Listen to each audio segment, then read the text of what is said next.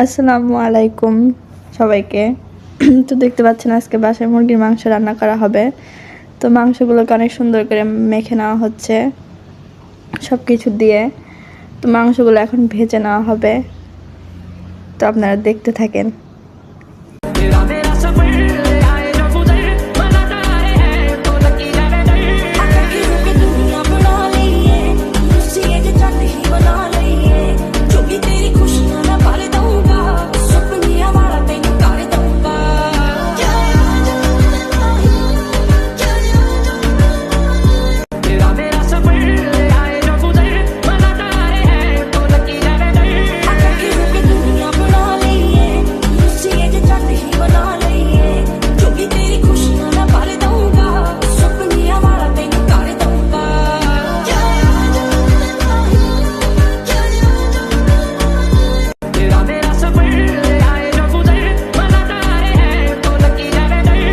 তো এই হচ্ছে আজকের দুপুরের খাবার। এখানে রয়েছে মাংস, মাছ ভাজি, ধনেপাতা ভর্তা, আর এই হচ্ছে ভাত।